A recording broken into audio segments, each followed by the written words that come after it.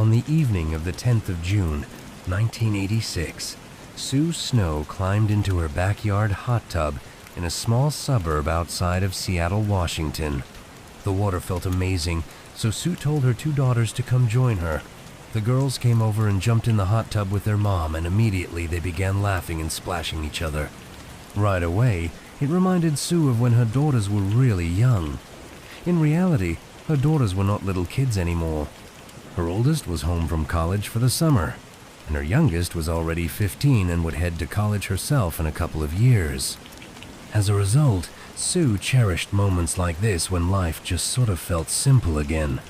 Tonight actually felt even more special than normal because Sue had been so busy at work lately that she'd barely gotten to see her girls at all. Sue was a vice president at a bank, and she had just landed a $5 million account that afternoon.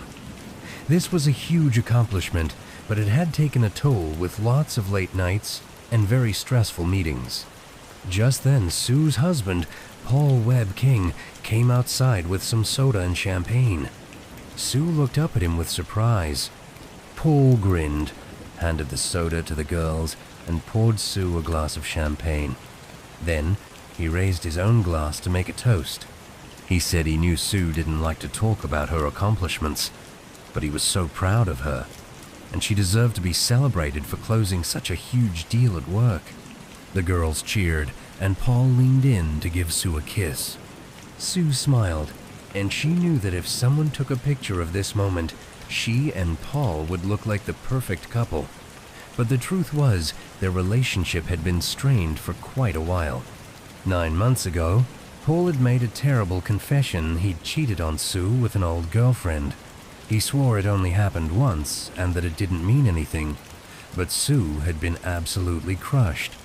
At the time this happened, she and Paul had been together for 8 years. They were talking about getting married, and Paul looked after Sue's daughters like they were his own. Sue wasn't ready to throw all of that away, so they started couples counseling. Just 2 months after Paul's confession, they had an impromptu wedding. Sue hoped this marriage would actually fix their relationship, but truthfully, she had never been able to shake the fear that Paul's cheating had not stopped. Paul was a long-haul trucker, which meant he spent days at a time on the road. Ever since he confessed to cheating, Sue spent the entire time he was gone wondering who he was with. The sound of her daughter's laughter stopped Sue from spiraling further into these intrusive thoughts about her husband. Her attention snapped back to her family. They spent the evening talking and laughing together, and Sue reminded herself to focus on all the positive things she had in her life. By the time she climbed out of that hot tub that night, she actually was in a good mood again. But the next morning, Sue woke up with a pounding headache. Unfortunately, the stress from work and her constant concerns about Paul had made these morning headaches all too common. Paul had already left for work, and her oldest daughter had spent the night out with her boyfriend. Sue rolled out of bed and walked down the hall to say good morning to her youngest daughter, Haley. After that, she went straight to the medicine cabinet in her bathroom. She grabbed a bottle of extra-strength Excedrin and washed down 2 pills with water from the sink, hoping this would get rid of her headache. A little later that morning, Haley stepped out of the shower in the other bathroom. She wrapped her towel around herself and then opened the door to go back to her bedroom. But she heard something strange. The water in her mom's bathroom sink was running, and she thought she heard water splashing onto the floor. Haley called out for her mother, but she didn't get an answer. Haley walked down the hallway, and as she did, the sound of running water got louder, but she couldn't hear her mom moving around. Haley approached her mother's bathroom door, which was slightly open. Through the crack, she saw that the tap water was on and the sink was overflowing. Haley rushed in to turn off the water, but then she saw something on the ground and she just screamed.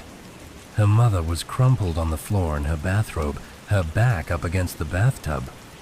Sue's eyes were wide open and her fingers were curled up like she was trying to grip something that wasn't there. After a second of screaming, Haley stopped and bent down to check her mother's pulse because she couldn't tell if she was even alive. She found that her mother's pulse was there, but it was faint. In a total panic now, Haley turned off the water and then ran to the phone in her mother's room. But she wasn't thinking clearly. So instead of immediately calling 911, she called her mother's friend. When the friend heard what was going on, she told Haley to call 911 right now. She also said she'd be over in a second. A few minutes later, the friend and the paramedics arrived. Haley, who was totally distraught, led them all to the bathroom where her mother was. The paramedics quickly examined Sue and began pulling off her robe to check for hidden injuries. As they did, one of them asked Haley if her mother had a history of drug use. Haley shook her head and said, "No, she sometimes took over-the-counter drugs, but that was it." Meanwhile, Sue, despite having a light pulse, was still completely unresponsive. The paramedics put a tube down her throat, lifted her onto a stretcher, and ran with her through the house, out the front door, with Haley and her mom's friend following behind.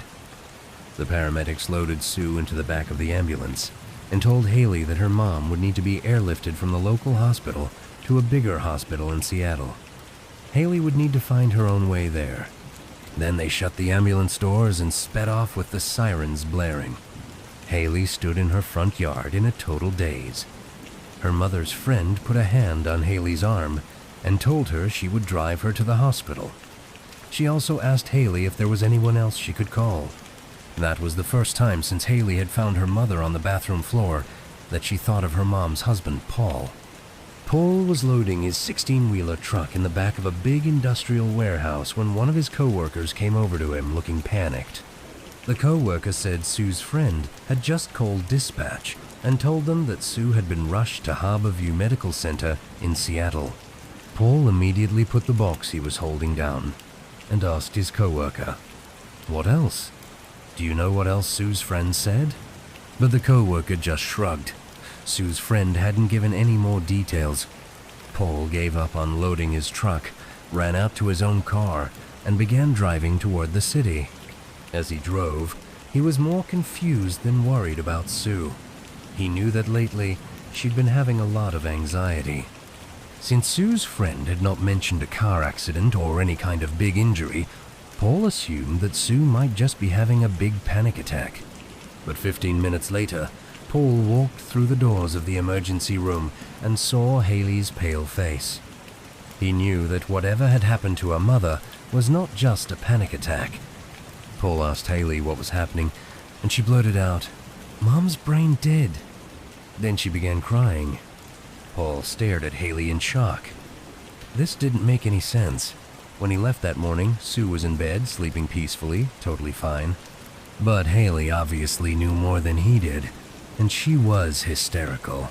With a sinking feeling, Paul realized something horrible was really happening. This was real. His heart rate sped up. He tried to catch his breath, and then he just pulled Haley in tight for a hug. A few minutes later, Paul tracked down the doctor outside of Sue's room in the intensive care unit, but the doctor didn't have much more information than Haley did. He said that, unfortunately, Sue's brain had been starved of oxygen for so long that she would never wake up again. But he said the medical staff could not figure out why. Essentially, Sue was a healthy 40-year-old woman, except for the fact that she was now suddenly brain dead. Then, in a soft, comforting voice, the doctor said, "Now there is only one thing left to do." Paul was going to have to decide when to take Sue off life support and let her die. Paul just stood there, staring at the doctor like he couldn't even process what he had just been told. Finally, he asked the doctor if he could please go see his wife. The doctor nodded. As Paul walked into Sue's room and saw her lying there, connected to all these tubes and wires, he wondered how in the world he was going to find the strength to make this terrible choice. One day later, the medical examiner put on a pair of rubber gloves and walked up to the metal table that held Sue's body.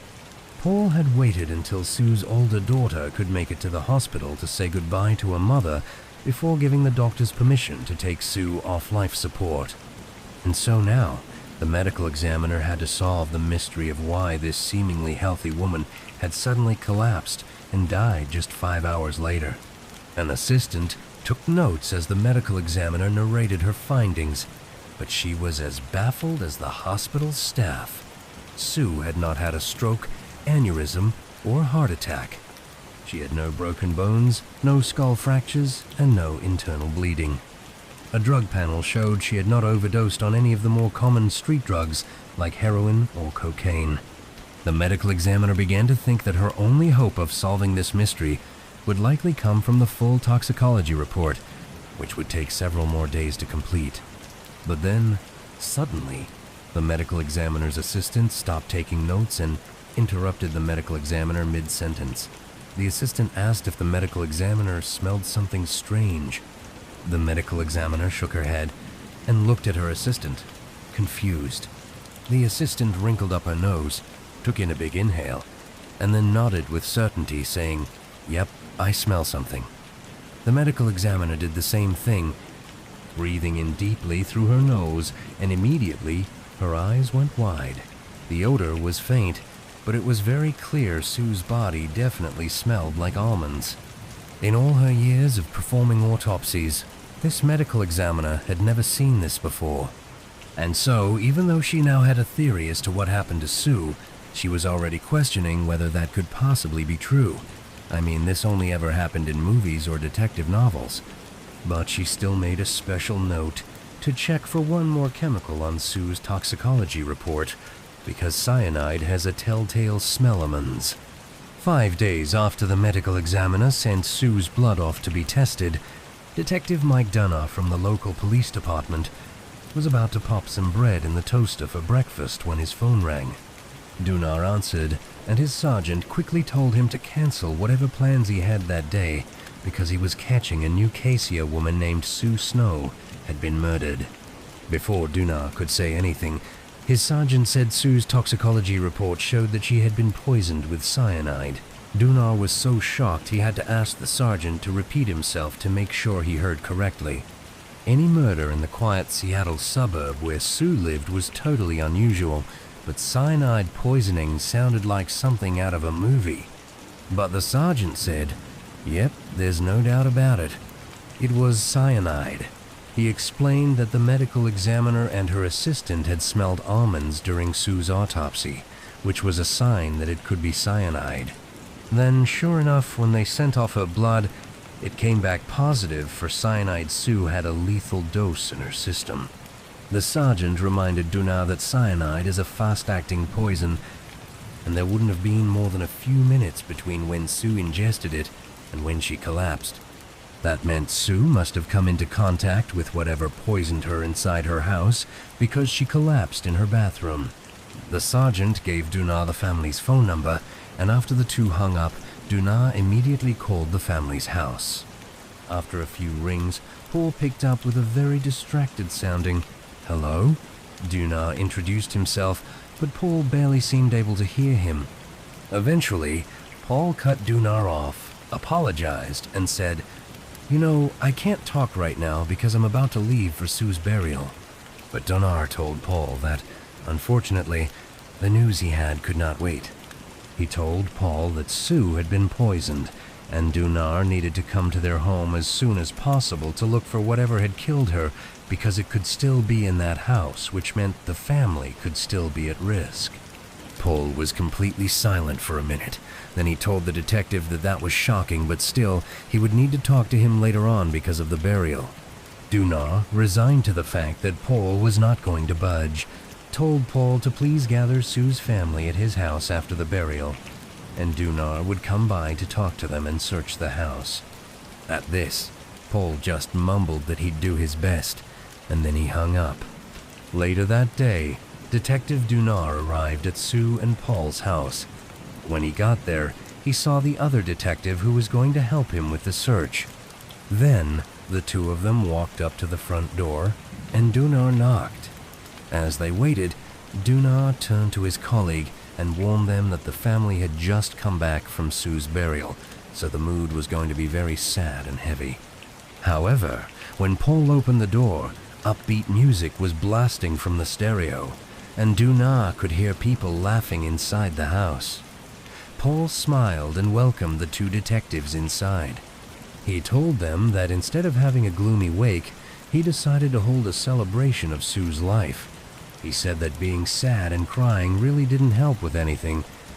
Dunar nodded politely, but he shared a quick, suspicious look with the other detective. This was not what either of them had expected at all. Paul pointed them to the bathroom where Sue had died and told the detectives that the family had not touched anything inside. Dunar then gave Paul a form asking for consent to search the house, and Paul signed it right away. But before the detectives got started, Paul told them he had one question. Dunar nodded, curious to hear what it was. Paul then held up a menu and said he was ordering pizza, and his question was, "Do you want any pizza?" Dunar knew people grieved in different ways, but he could not get over how relaxed Paul seemed. However, he thanked Paul for the offer and said no. They didn't want any pizza. Then they headed down the hall towards the bathroom. Dunar put on rubber gloves and then stepped into Sue's bathroom and went right for the medicine cabinet. One by one, he took out bottles of prescription medication and over-the-counter pain pills and carefully dropped each one into its own evidence bag. As Dunar worked, the other detectives searched the rest of the house, looking for anything stored in the closets or garage that, in theory, could contain cyanide. When Dunar finally finished in the bathroom, he walked back to the kitchen and found Paul sitting quietly at the table. By now, most of the guests had left.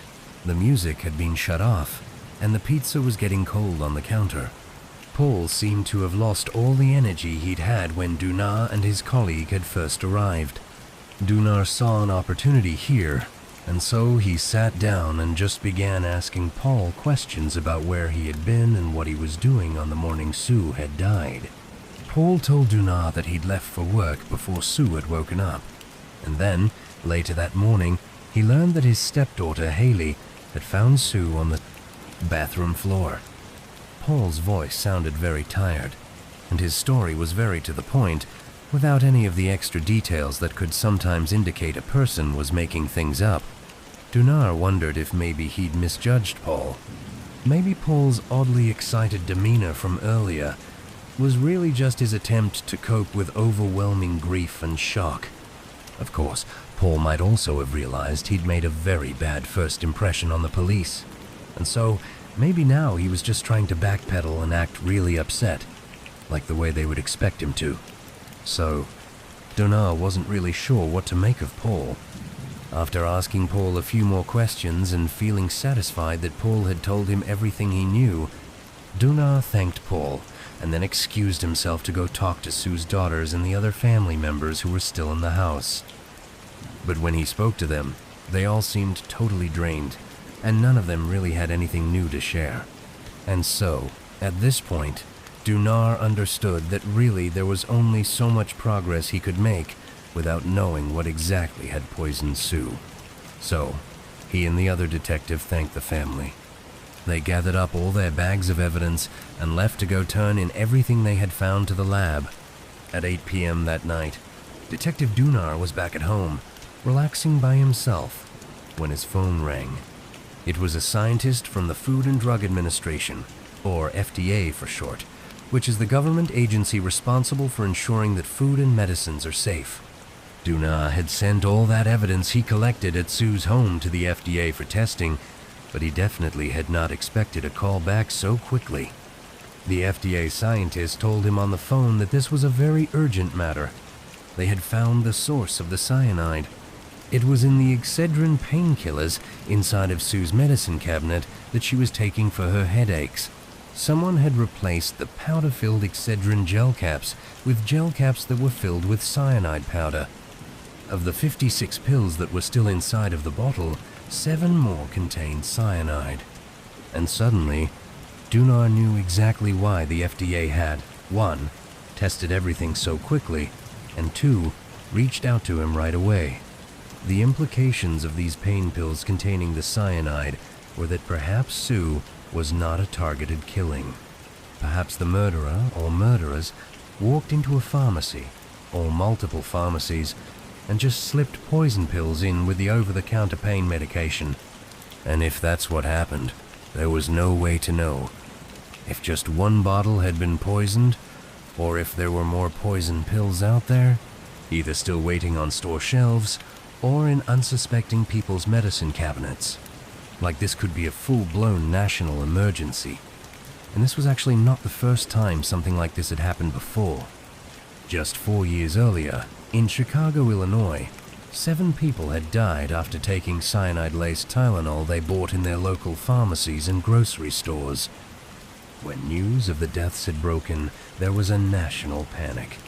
And despite the intense investigation that followed the Chicago Tylenol murders, the killer had never been caught.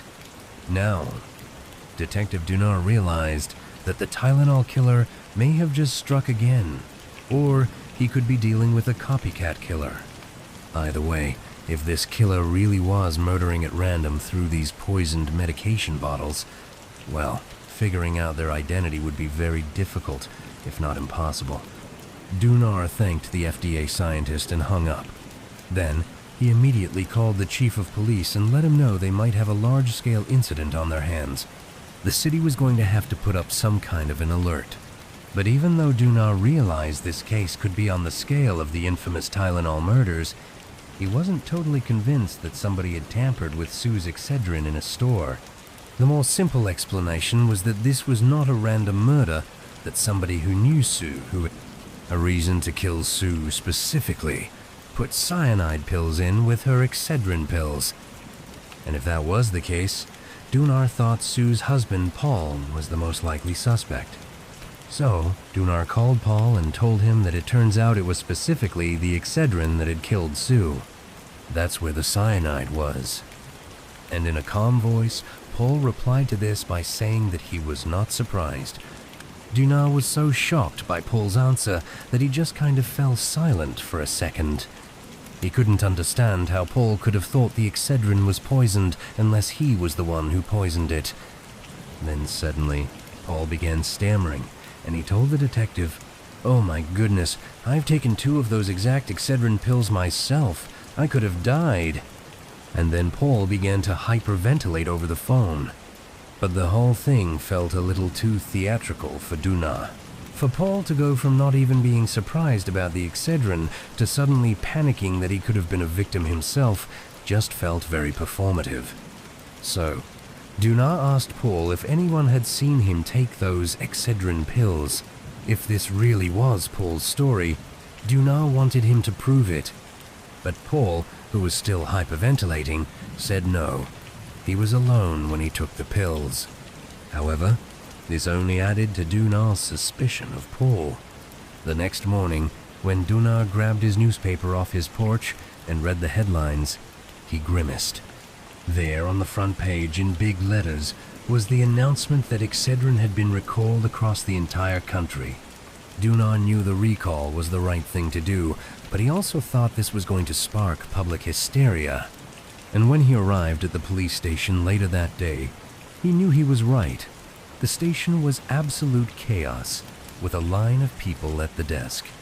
Some of them were yelling out their theories, and others were crying because they were worried they'd taken poisoned Excedrin, even though if they had, they'd already be dead. But they didn't really know that, so they were just totally losing their minds about it. But it wasn't just civilians that were clogging up the police station hallways. An entire busload of FBI agents had descended, and Dunar watched them setting up a command post in a big conference room. Dunar pushed his way through the crowd of hysterical people and made his way to his desk, where he found a special agent named Ike Nakamoto waiting for him. Nakamoto was a big, serious-looking guy, but the moment he saw Dunar, he smiled, shook Dunar's hand, and apologized for the mess. Dunar had heard stories about how the FBI liked to order local police around, so he was immediately suspicious of Nakamoto's friendliness. Nakamoto explained that the FBI had been called in as soon as the FDA realized it was the Excedrin that was poisoned. He said that after the Chicago Tylenol murders, the FBI had been given jurisdiction over any investigations that involved poisoned medication. But Nakamoto assured Dunar that the FBI was there to focus on the product tampering angle, not to take Dunar's murder case away. Nakamoto said he wanted the detective to continue to investigate Sue's death, and they could even work together and share information. Dunar managed to smile and said he'd be happy to work together, but he still thought the killer was much more likely to be Sue's husband, Paul, than some anonymous poisoner. Paul just seemed off. It was like he was always either underreacting or overreacting, like a guilty man trying to say and do the right thing, rather than an innocent, grieving man reacting to events as they happened. It all just seemed very performative. Paul just kind of seemed like he was acting. And to Dunar's surprise, Nakamoto nodded and agreed with him. The FBI was discussing all the possibilities, including the idea that perhaps the Chicago Tylenol murderer had struck again, but they also thought a local killer was much more likely. Nakamoto said the FBI was only here to make sure nothing got missed. All day long, FBI agents flooded local pharmacies and grocery stores, taking more than 15,000 bottles of Excedrin off shelves and out of storage rooms, sending them out for testing. And while that was happening, people kept filing into the police station looking for answers. But by the evening, things had finally quieted down around town and at the station, and Detective Dunar was exhausted and ready to go home. So he picked up his car keys and headed for the door. But right as he was about to leave, Nakamoto stepped out of the room the FBI had taken over and yelled for him to wait. Then Nakamoto rushed over to Dunar and told him the FBI had just gotten a call from the lab. They had found another cyanide-laced bottle of Excedrin at a grocery store. Dunar just hung his head. This meant somebody was almost certainly poisoning medicine at random, likely in pharmacies or grocery stores. And this also meant Paul was not nearly as obvious a suspect as Dunar thought. Now, the killer could be anyone. The next morning, Dunar arrived back at the police station, thinking his role in the investigation was over.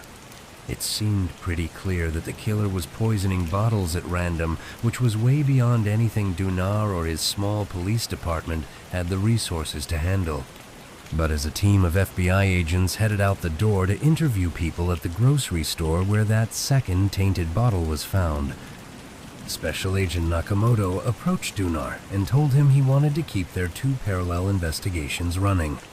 Nakamoto said the second bottle could just be a decoy, so the FBI would pursue the theory that the killer was a random poisoner, but Dunar should keep his investigation alive, looking into Sue's life in case the killer was connected to her. Dunar felt rejuvenated, and the first thing he did was head right to the bank where Sue worked. He still wasn't sure what to make of Paul, so he figured maybe Sue's co-workers could give him a fresh angle to pursue. Dunar walked into the bank, and the atmosphere was quiet and stuffy. He worried that Sue's co-workers might not open up, but he asked a woman working behind one of the desks if she'd be willing to answer some questions about Sue, and the woman's face lit up. She immediately grabbed Dunar's arm, pulled him into an empty office, and began gossiping like they were old friends. She said that Sue was very flirtatious and had a hot temper. One time, somebody Sue went to lunch with had even left an angry note on Sue's desk afterward, accusing her of being promiscuous. Sue always claimed that her flirting was not cheating, but the coworker had always wondered if maybe Sue's behavior really bothered Paul. And she said there was more. People close to Sue knew Paul had cheated on Sue, and so they theorized that maybe all of Sue's flirting was Sue's way of getting back at Paul. Detective Dunar thanked Sue's coworker, then talked to a few more people at the bank, and then headed to the station to inform Nakamoto that Sue and Paul's marriage might have been way more strained than anybody realized. But when Dunar got to the station, Nakamoto was waiting on the steps with 2 coffees in his hands. He handed one to Dunar and told him he had big news. Now, most of the people who had called into the police station Worried that they or their loved ones had been poisoned by Excedrin laced with cyanide, were just reacting to headlines and being paranoid. But it would turn out one of them was right. There had been another death from cyanide poisoning in town, and it had happened 3 days before Sue's death. Nakamoto said the victim was a man named Bruce Nickel, and he had died suddenly from what doctors thought was emphysema, which is a very serious lung disease. But Bruce's wife, Stella, did not believe that, because Bruce had never been diagnosed with emphysema.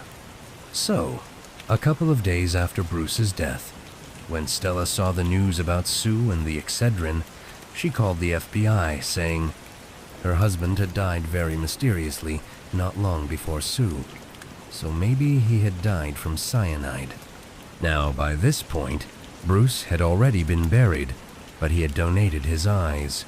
So a vial of Bruce's blood had been taken to determine blood type, and that blood had been stored at the blood bank. So the FBI sent that blood out for testing, and it turned out to be positive for cyanide. Detective Dunar didn't know what to say. After his trip to the bank, he had convinced himself all over again that Paul must have been Sue's killer retaliating because she was flirting and potentially cheating on him. But Bruce Nickel's death would mean that Paul killed 2 people, one of them 3 days before Sue. And so Dunar wanted to go talk to Bruce's wife, Stella, to see if maybe there was some connection between Bruce and Sue. But Nakamoto stopped him and reminded Dunar that the tampering angle was the FBI's case. And so Nakamoto would interview Bruce's wife, Stella, and then he would tell Dunar what he learned. The next afternoon, Special Agent Nakamoto arrived at the mobile home where Stella and her daughter lived. Stella opened the door and invited him into a small room that was dominated by a huge fish tank. Nakamoto sat down on the couch and watched Stella's brightly colored exotic fish dart back and forth. Stella watched him and told him she actually had a dream of opening up an exotic fish store of her own someday. Nakamoto smiled and said the fish were beautiful. Then, in a gentle voice, he asked Stella to please tell him what happened to her husband. But Stella said there really wasn't much to tell. Bruce had gone outside on the deck to get some fresh air, and then suddenly, he collapsed. She said he had just taken a handful of Excedrin, and usually, he took 4 pills at once. Nakamoto nodded, and then asked Stella if she remembered where and when these pills had been purchased. Stella said she didn't, but Bruce saved all their receipts for tax purposes. So she got up and then quickly returned with a small box full of receipts. She said Nakamoto might have to dig a little bit, but she was almost positive he would find the receipt he needed. And so Nakamoto took the box, thanked Stella for her time, and then headed out the door. But as he walked outside, Stella's daughter Cindy pulled up in her car and got out. And unlike Stella, Cindy was furious. Nakamoto wasn't even down the steps before Cindy launched into a tirade, saying she couldn't believe the police were here questioning her family like they would never hurt Bruce. Nakamoto tried to explain that, her mother and Cindy, for that matter, were not being treated like suspects here, but Cindy just cut him off and went from being angry to kind of sounding really heartbroken. And she said Bruce had died right when his life seemed to be turning around. She said Bruce had been an alcoholic, but he'd gone to rehab, stopped drinking, and things had never been better. And then Cindy dropped her head into her hands and looked like she was crying. And Nakamoto just said, "Look, I'm only here to ask everybody questions. That's how we're going to figure out who killed Bruce." But Cindy just continued to cry and said it just didn't seem fair. It's like everything had been going so well for him. How could this happen? Nakamoto just said how sorry he was, and he told Cindy he would find the person who did this. Over the next few days, Nakamoto and his team tried to track down the source of the cyanide that was used to poison the Idrin to see if they could figure out where the killer purchased it. Even though cyanide is obviously deadly, it's actually widely available. It's used in photography, jewelry making, drug manufacturing, and lots of other industries. And so quickly, the FBI realized that trying to track this down was kind of a dead end. There were too many places it could have come from. Meanwhile, the public pressure to solve the case was only intensifying. A group of drug companies whose stock had tanked following the Tylenol murders and now also these Idrin murders put up a $300,000 reward for any information that led to an arrest. To Nakamoto, it seemed like whoever had poisoned the Idrin was likely a local who was familiar with the grocery stores in the area. So he didn't think the murders of Bruce and Sue were related to the Chicago Tylenol murders. But he was absolutely certain that whoever killed Bruce also killed Sue, because an FDA lab had confirmed that the cyanide used in both murders had clearly come from the exact same source, even though they couldn't actually identify what that source was. In both of the tainted capsules, there were these strange green flecks all mixed in with the poison, which made it impossible to identify who manufactured the cyanide. But it was unique enough that it meant this was the same batch of cyanide. So by the end of June, 3 weeks after Sue and Bruce had died, even though Nakamoto and Dunar had made progress on their cases, it just kind of felt like every avenue they had pursued had led to a dead end with regards to actually figuring out who did this. Dunar still thought Paul was the best suspect, but there was absolutely no evidence that Paul had killed Sue, much less Bruce. And so both investigations began to drag, and several months went by with no new leads. Duna and Nakamoto were getting more and more frustrated because they had both worked almost non-stop on their parallel cases, and both basically had nothing to show for it. In December of 1986, 6 months after the murders, Special Agent Nakamoto heard another agent calling his name from across the FBI command center. He waved Nakamoto over to take the phone. Nakamoto headed across the room, and despite the other agent's obvious excitement, Nakamoto tempered his expectations. Over the past several months, countless people had called into the hotline, but most of those tips had gone nowhere. Nakamoto figured most people were calling in a desperate attempt to try to cash in on the $300,000 reward those drug companies had offered. And so Nakamoto grabbed the phone and introduced himself. And right away, the caller said they knew who had killed both Sue Snow and Bruce Nichol. Nakamoto exhaled, expecting another long-winded theory that really had nothing to do with the case. But as this caller explained how they knew who the killer was, a stunned look came across Nakamoto's face. This caller pointed to evidence leading to the killer that had been right in front of investigators, but they had overlooked it. Nakamoto ended the call and quickly rallied his team. He wanted them to follow up on the details this caller had provided. At this point, Nakamoto was sure that he had just figured out who Sue and Bruce's killer was. On a summer day in 1986, the killer put on a pair of gloves and then poured a vial of powdered cyanide into a bowl. Then they reached into a bag and pulled out an empty gel capsule. They opened it up, and then using one end, they scooped up the cyanide powder and then took the other end and closed the capsule back up, sealing the poison inside. On the table in front of them were a row of untampered with Idrin bottles. The killer picked up one of them, carefully removed the safety seal and lid, and then shook one uncontaminated capsule out into their palm. They then held it up to the cyanide pill they had just made. No one would be able to tell the difference. After replacing the cyanide pill in the bottle they had just opened up, they did the same thing with the other bottles, basically taking out a handful of good pills and replacing them with more cyanide pills. When the killer was done, they carefully glued the plastic safety seals back onto all of these now tampered with Idrin bottles and put the lids back on them. Then the killer put those tainted bottles in a shopping bag and walked out to their car. The killer drove to a grocery store, went inside, and headed for the pharmacy aisle. Once they were there, they looked around to make sure nobody was watching. Then they reached into their bag, pulled out a poisoned bottle of Idrin, and placed it on the shelf with all the others. And it looked like it belonged there. Satisfied with their handiwork, the killer walked back outside. And then, just hours later, Sue Snow walked into that same grocery store and happened to buy that exact poison bottle of Idrin that would kill her.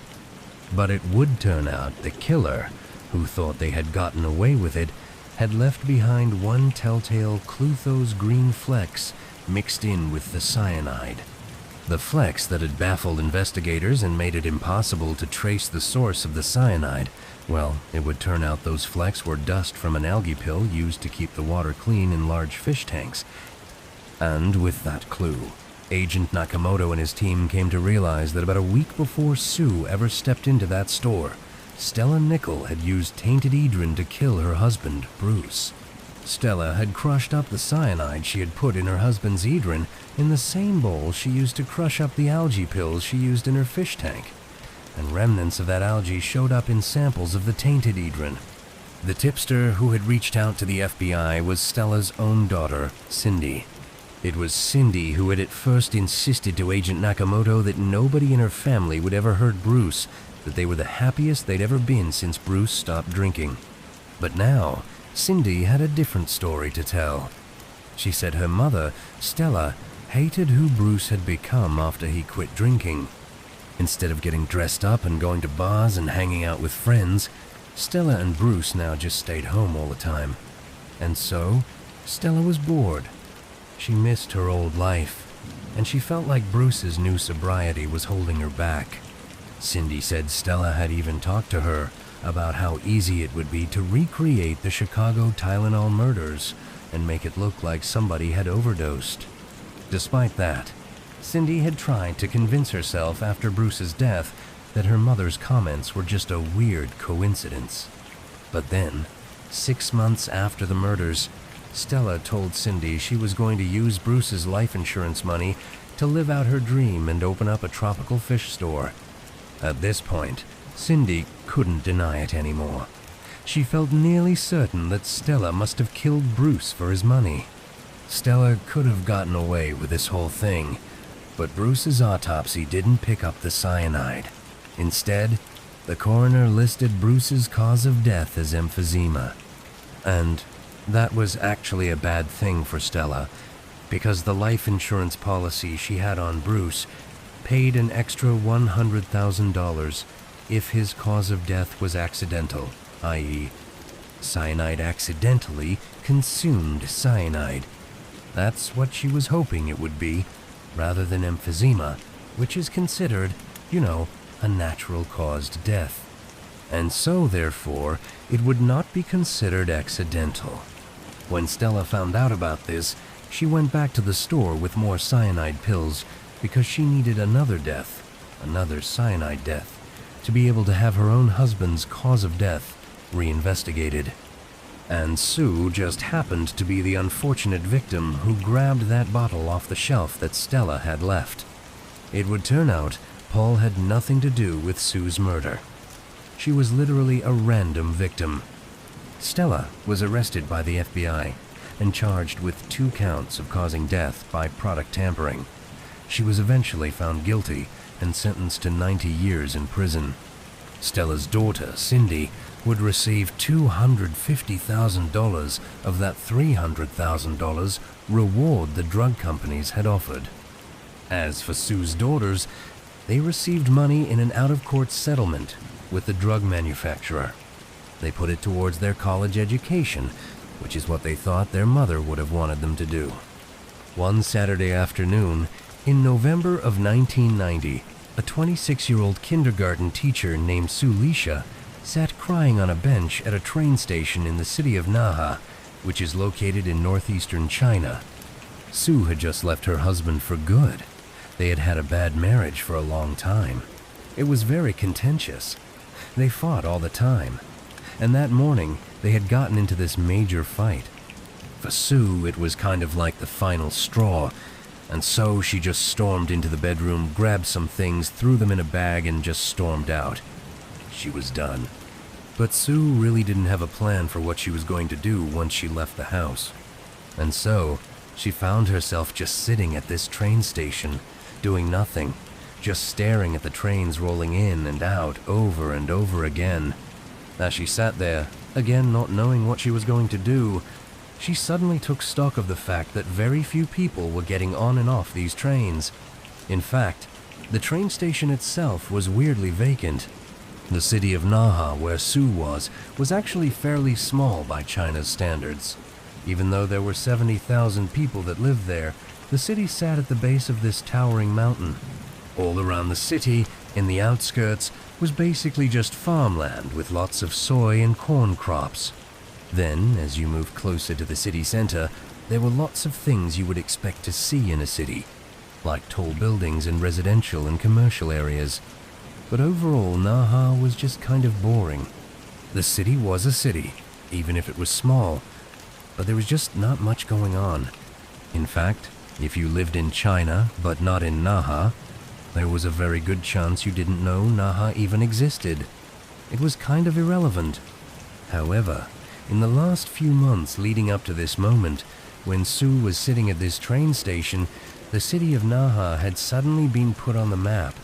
Everybody knew about this city because women from Naha were going missing in droves. In fact, Sue herself knew of at least a dozen women who had gone missing over the past few months from Naha. As these women started going missing, it was making the news all over the country. Women who lived in Naha were acutely aware of the risks of being out alone, in fear that somebody was going to come snatch them up and take them away. In fact, every time Sue would go to work, she would make sure she walked with other women in pairs to ensure safety. This was a really scary time if you were a woman living in Naha. However, the caveat to the missing women was that all of them, to this point, when Sue was sitting at the train station, had been sex workers. And Sue thought, in virtue of not being a sex worker and instead being a kindergarten teacher, that somehow she was not actually that vulnerable to being snatched up. Whatever was happening to these women, she just felt like it wouldn't happen to her. But now, as Sue sat at this train station, which again was eerily quiet and vacant, she couldn't help but feel like she had made a bad decision being here. She felt like she could easily become the next woman who went missing from Naha. And so Sue began to think, maybe I should just go back home and try to patch things up with my husband, mostly for her safety, just to go back inside her home and be safe again. But before she could stand up to do that, she noticed, on the other end of the platform, this man who was exceptionally well dressed with a beautiful brown wool coat and fancy pants. He looked like he had stepped straight out of a fashion magazine. He came up onto the train platform and, without saying a word, he walked slowly down the platform all the way to where Sue was. He reached into his pocket and held out a tissue to her because he saw she was crying. Sue looked up at this guy. Again, there was nobody else here, and she was very much on edge. She didn't know what to do. It was already creepy that this place was vacant, but it was even stranger to have a random man come up to her and try to initiate some sort of interaction. It just felt wrong, weird, and very suspicious. But as Sue stared at this guy, trying to figure out what his angle was, she could see that he had kept himself standing back from her, keeping a respectful distance, not trying to crowd her. He was looking at her with a very sympathetic look on his face, still holding out the tissue. He said to her, "Are you okay?" and handed the tissue again like, "Please take it." There was just something about this guy that felt very sincere. Sue let her guard down. She accepted the tissue and wiped the tears from her eyes. She didn't say anything. Then this guy said, "Hey, do you mind if I sit with you?"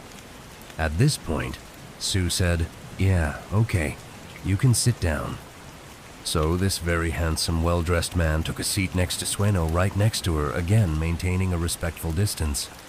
Once again, he asked, "Hey, are you doing okay?" For Sue, whose life had been miserable the last few months, or even years, with this terrible marriage, she wasn't used to being asked if she was okay. This man, who she didn't know, had caught her at a very vulnerable moment in her life. It was like all her emotions just came pouring out. She began sobbing hysterically, telling this guy that no, she was not okay. Her life was in ruins. She had just abandoned her family, and she had no idea what she was going to do.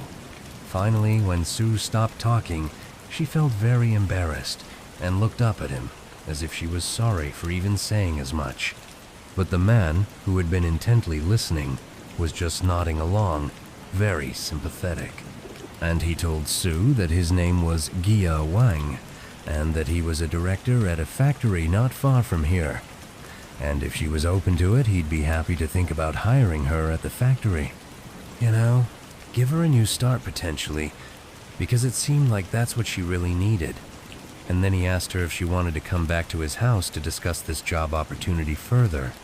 Now, with this, even though Sue had really appreciated everything this guy had done to this point, the second he asked her to come back to his house, she's like, red flags are going up. She knew there was something off here. Clearly this guy does have an angle and it's not to benefit me.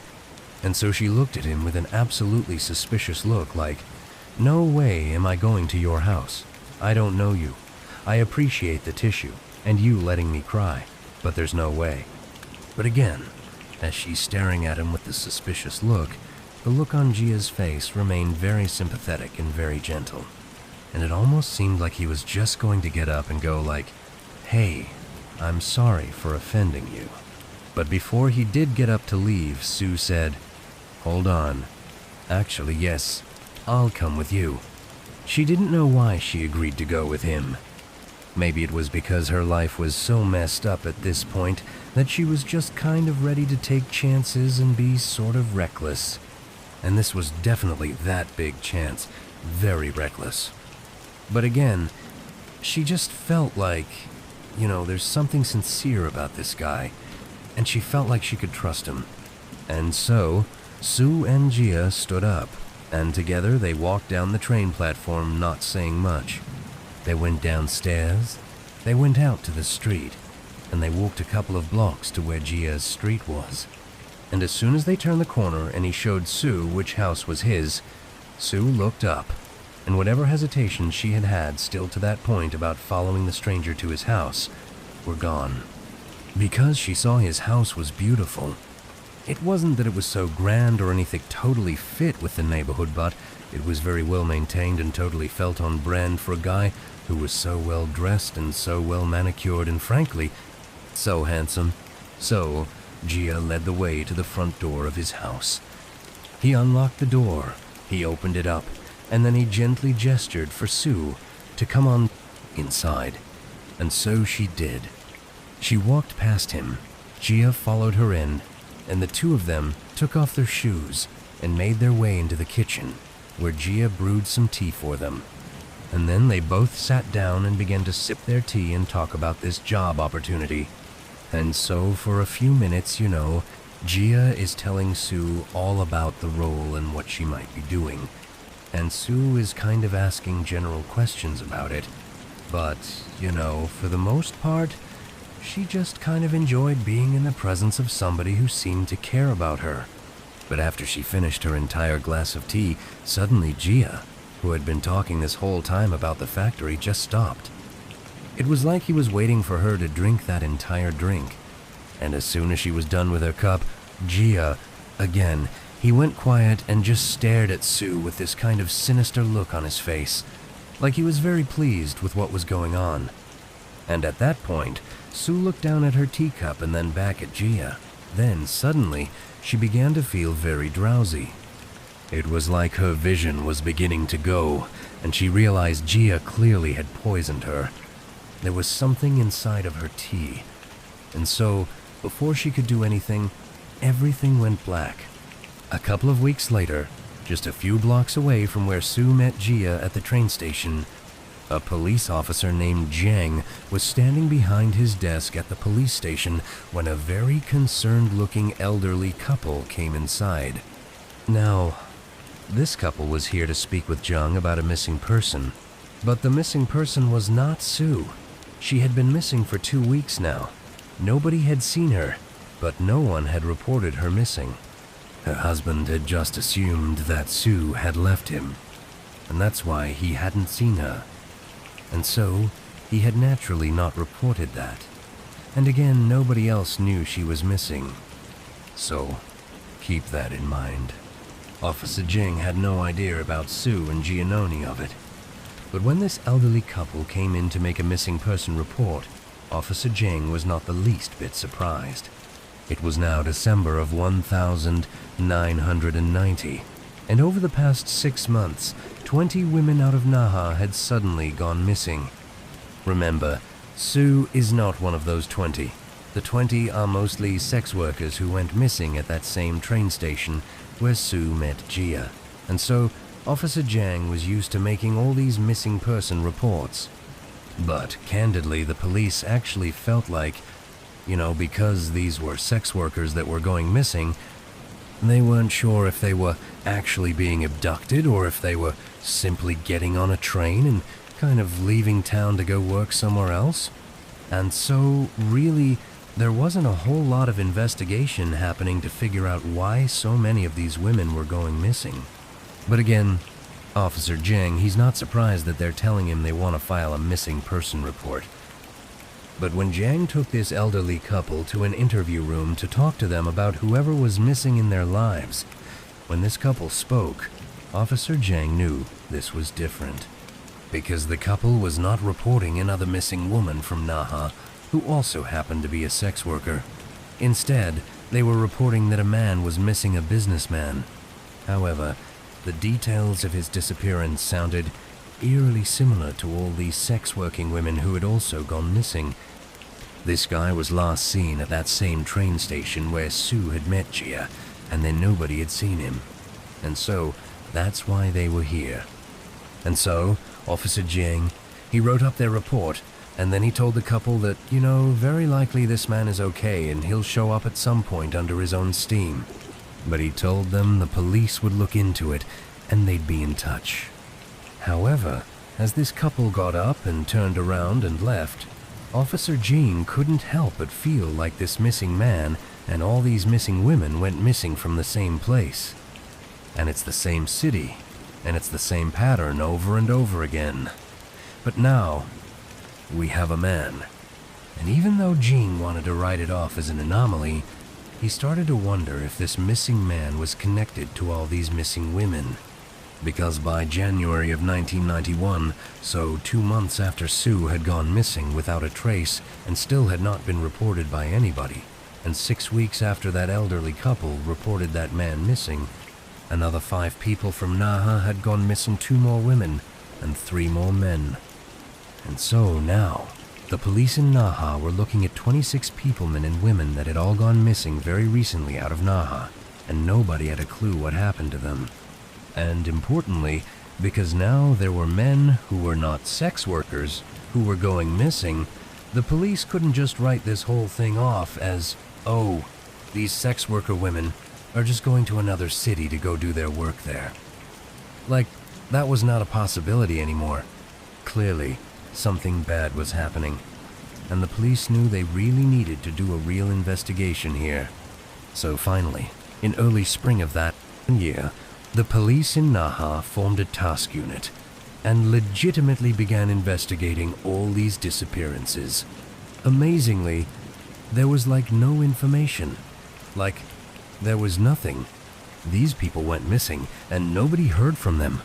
There was no evidence of where they went. There was not even any sign that anything bad happened to them because no bodies had been found. There was no evidence of really anything happening. All the police knew is these 26 people, not including Sue, so she would be the 27th person, had been at this train station and then vanished. And that's all they knew. And it got to the point where this story really began to spread around China. And it became like this running joke that if you don't want to live, go to Naha. Because everybody assumed there had to be some sort of serial killer or something happening there who was just roaming the streets picking people off.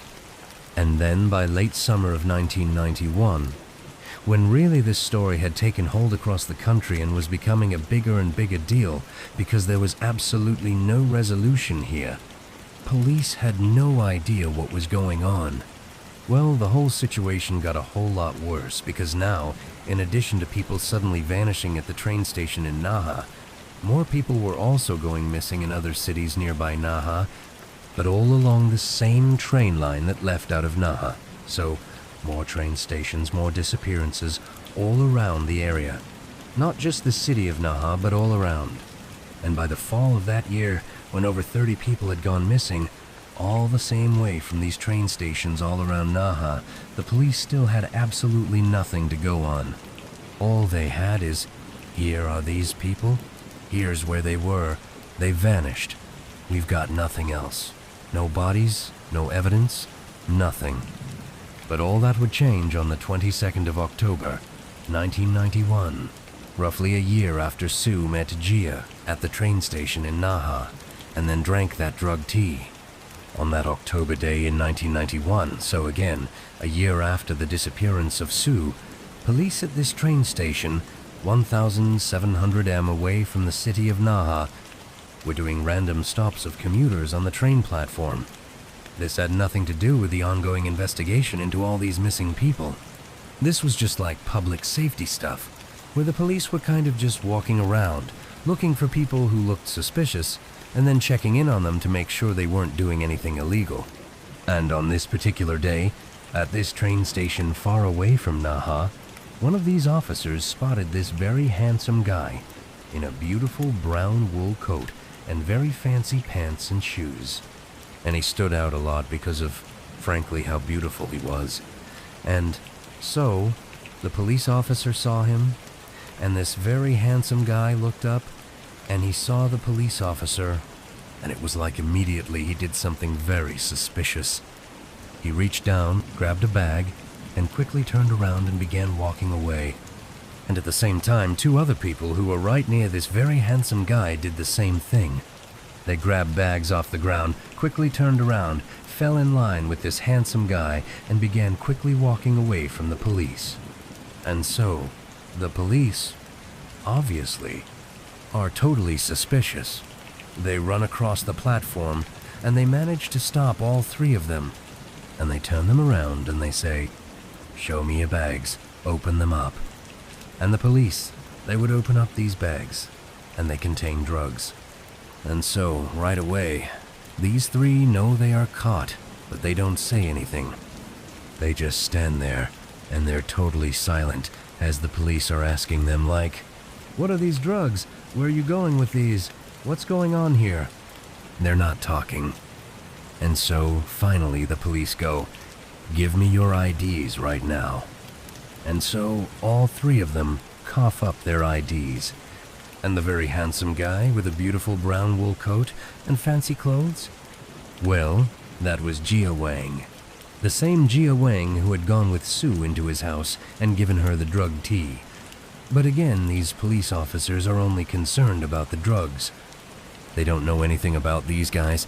They don't know that Gia met Sue and did this thing at his house with the tea. That wasn't even reported to police. Nobody knew about it. But these police knew they had caught these three people with these bags of illegal drugs. So they brought them back to the station and began to question each of them. And when they spoke to Gia, Gia said nothing. However, when they spoke to the two other people that were with Gia, one of them began to crack. It was obvious they had more to tell about these drugs. And, they were kind of holding back tears like they were very upset. And one of the interrogators, sensing one of these people was prepared to confess to something, instead of really drilling down on them, he was very comforting. And he offered them a blanket and said, "Here, take this blanket. Relax. It's okay. You can tell me what's on your mind. It's okay." And that just totally broke this person. And they said, "These drugs are nothing. You need to see what's in Gia's house.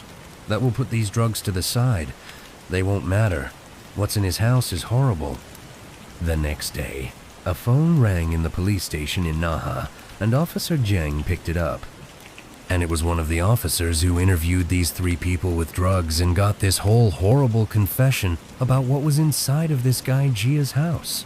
And he told Jiang all about it.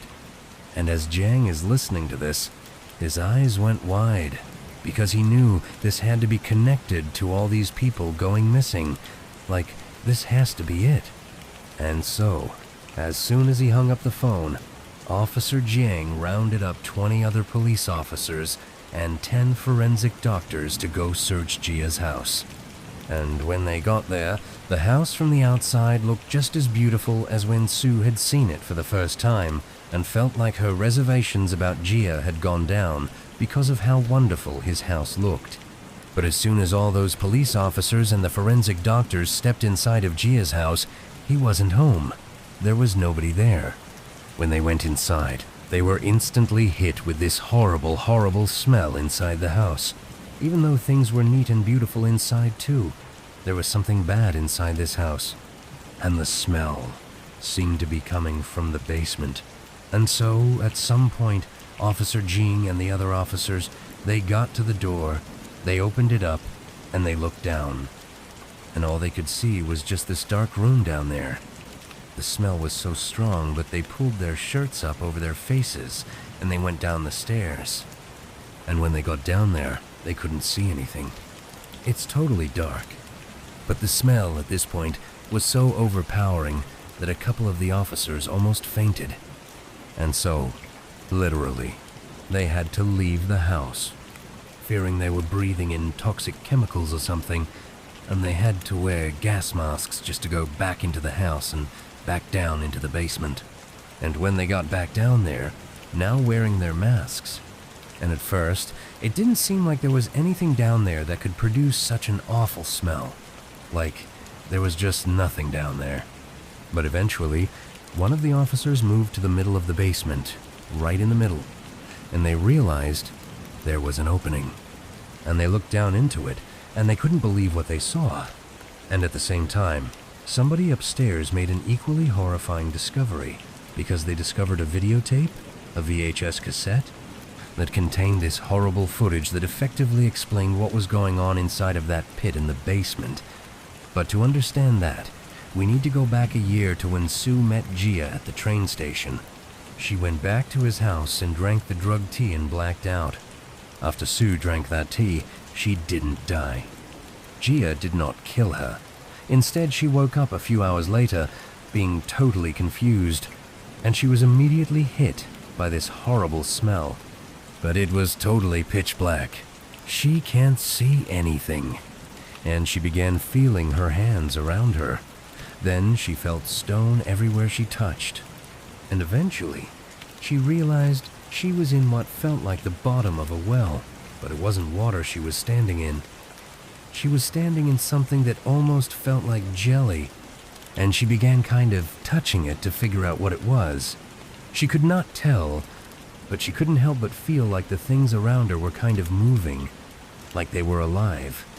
Then suddenly, a lid that clearly sat at the top of this pit began to slide over above her. And so suddenly, light was coming down into this pit. And at first, Sue looked up, and she didn't see anything. But then she looked down and realized what was all around her. It was people.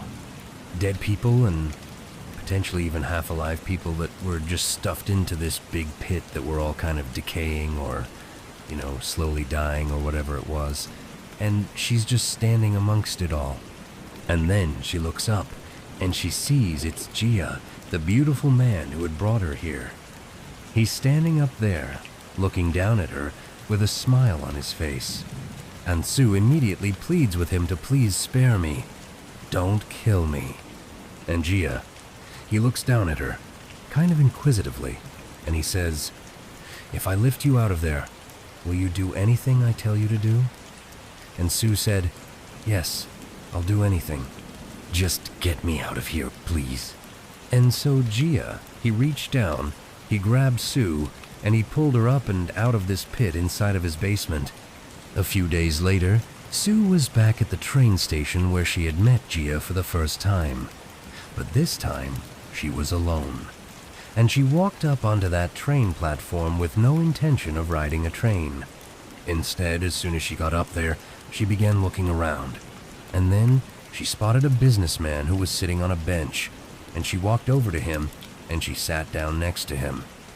And we don't know exactly what she said, but we think what she said was something maybe sexually suggestive or, something along those lines. And she's holding his shoulders and touching his hand. She doesn't know this man, and this man is very caught off guard by this, but he's kind of going along with it. and before long, she takes this businessman's hand. They stand up and they walk out of the train station, down to the street, and they make their way a couple of blocks over to Gia's house. And when they get there, Sue leads him to the front door. She opens it up. She brings the man inside. The door shuts. They take their shoes off, and Sue leads this man into the kitchen, where Gia is waiting with a wire between each hand. And as soon as this businessman walked into the kitchen, Gia pounced on him, wrapped the wire around his neck, and held it until the man passed out. And then he released the wire. And then Gia and Sue took this man, they lifted him up, and they carried him down into the basement and laid him out on the floor. So he's not in the pit. He's just out in the middle of the basement floor. Then Gia stepped away, picked up a video camera, turned it on, and began to film. He was filming the man on the ground and also Sue. And Sue, she knew what to do. She was going to do anything she was told to do. So she climbs on top of this still very much alive businessman who's just been knocked unconscious, and she straddles him. So she's looking down at his head. Then she picks up a knife and she holds it in front of her. And then she looks up at Gia, who at this point has zoomed the camera in. She can hear the sound, the mechanics inside of the camera, as it's zooming in on what she's about to do. And then she raises the knife over her head and drives it into this man's chest. The video that Gia shot of Sue murdering this man was the video police found on the first floor of the house shortly after police had found this horrible pit in Gia's basement. It would turn out that Gia Wang was absolutely the serial killer who was responsible for all these people going missing from the train stations. He would abduct them, just like he did Sue, and he would bring them to his house, and then he would do horrible, horrible things to them. And eventually, he would chuck their bodies into this pit. And so when he abducted Sue, he actually thought that when he drugged her, that he had killed her, and he had chucked her into the pit, believing she was dead. But when Sue had woken up inside of that pit, when he opened it up and looked down and there she was, fully alive, he had an idea. Well, why don't I turn Sue into a murderer like me? She can help me. And so that was the condition for her being pulled out of this pit, that she would assist him in murdering people, and she agreed to do it. And so the reason the profile of victims changed from sex-working women to random men is because those are the people that Sue went after. She began targeting men. And so when that elderly couple came in and reported to Officer Jing that a man was missing, that was Sue's first victim. The man who had been seen on video being stabbed in the chest by Sue. Now, nobody to this day understands why Sue actually went along with this. Like she was pulled up out of the pit, but then when she was told to go to the train station and find your first victim, it's unclear why she didn't just go to the police and say, "Hey, there's a serial killer, Gia. Here's his house. Here's where he is. Go get him." For some reason, she just did what he said. And in fact, Sue was not the only person who was brought into this murdering scheme. He managed to convince 3 other people, including his ex-wife, to also commit murders for him. And all 3 of those people also had ample opportunity to flee and tell police, but they didn't. All of these people just did what Gia wanted without asking any questions. It was like he had absolute control over these people. That is, until that day in October of 1991, when those police officers doing a public safety check spotted Gia along with 2 accomplices fleeing with drugs. They stopped them, and they got them back to the station. And one of his accomplices finally broke and told the truth. And the person who told the truth, the accomplice who broke, was Sue. She was there with him at the train station. Nobody knew she was missing. And she was the one who, when offered a blanket and was told, "You know, tell us the truth," she came clean. Ultimately, it was this police officer's kindness that broke her. In Gia's basement, inside of that horrible pit, right in the middle of it, were 42 bodies, 24 women and 18 men. In the end, Gia and all 4 of his forced accomplices, including Sue, were sentenced to death, and they were executed on the 24th of January, 1992. Today, the city of Naha is still just as infamous as it was in the 90s when these murders took place. In fact, the nickname for Naha is now just Bandit City to reflect what happened there,